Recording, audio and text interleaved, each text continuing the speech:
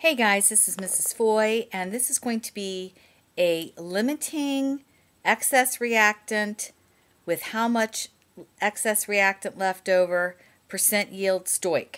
Okay, so this is going to be a big problem that pulls together a lot of the different things that we've done in this unit.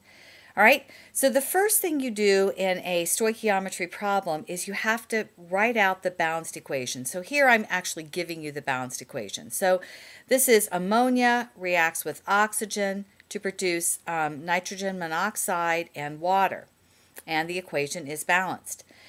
So the question is, if you had 100 grams of ammonia and 100 grams of oxygen gas, all right, so this is ammonia, right, NH3. These are the two reactants. How many grams of NO are produced? What is the limiting and excess reactant? How much will be left over of the excess reactant? And what is the percent yield? Okay, so I am going to do two limiting, I'm going to do two stoichiometry problems. So the first one is going to be between, let's see if I can draw this here. The first one is going to be between this dude right here, ammonia and nitrogen monoxide.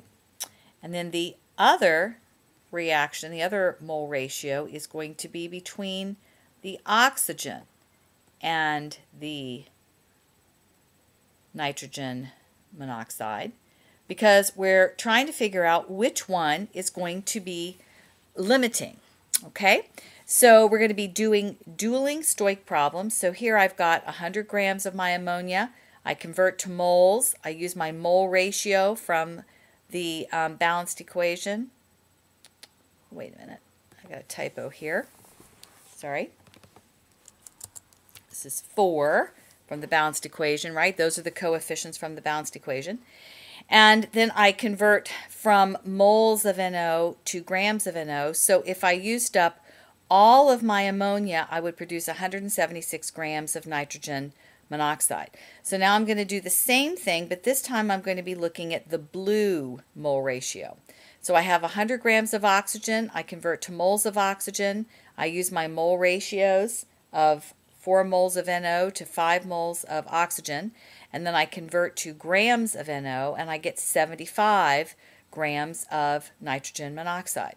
So I am going to run out of oxygen after I produce 75 grams of nitrogen monoxide. And so I'm not going to produce 176 grams, even though I have enough ammonia to do that. I'm not going to do that because I'm going to run out of oxygen. So 75 grams of nitrogen monoxide will be produced, and oxygen is my limiting reactant because I'm going to run out of oxygen. And ammonia is going to be my excess reactant. I'm going to have leftover ammonia. Okay? So then the question says, how much ammonia will be left over? Okay? So in order to find out how much we have left over, we have to first calculate how much ammonia is going to be used up. So I take my 100 grams of oxygen, and this time I am going to do a third mole ratio problem. Let's pick green this time. This time I'm going to compare oxygen with ammonia. I'm going to do a mole ratio between my two reactants in green here. And so I'm going to calculate then how much ammonia was reacted with the oxygen. So I start with my grams of oxygen that I use. I convert to moles of oxygen, and then I'm going to use my mole ratio in green, my 4 moles of ammonia to 5 moles of oxygen. So remember, this is going to be this mole ratio, okay?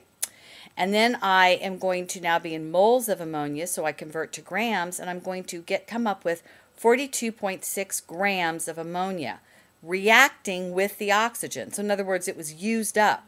So to find out how much is left over, I take the 100 grams of ammonia that I was given in the problem, right? I had 100 grams of ammonia here.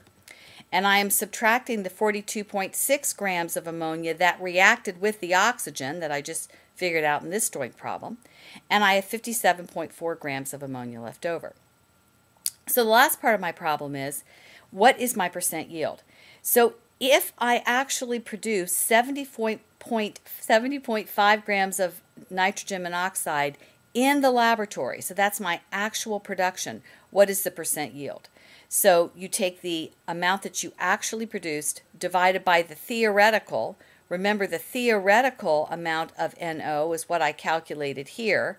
If I used up all of my oxygen, I could theoretically produce 75 grams of nitrogen oxide. Multiply that times 100, and that is a 94% yield, which is really, really good. You guys probably didn't get quite that much in your lab.